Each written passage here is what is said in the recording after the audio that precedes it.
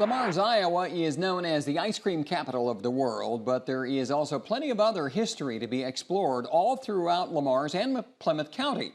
And the Plymouth County Historical Museum does just that. KTIV's Clayton Anderson went to hear a bit more about the history of a county that was first formed in 1851 in this edition of Hometown History.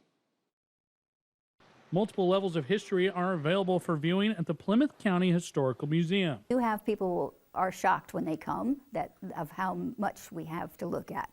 So I think it's impossible, to be honest, to actually see and read every little card that's in here.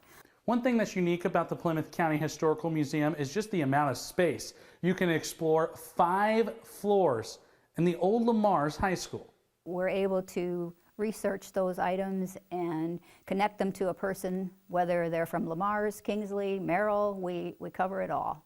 And that's been kind of fun, learning about that. Amongst the expansive artifacts are different exhibits, such as an old race car from Emory Collins, a famous American race car driver during the 1930s and 1940s from Lamars. Farm equipment, sports artifacts, and even a full-size Skyfarer airplane are also available.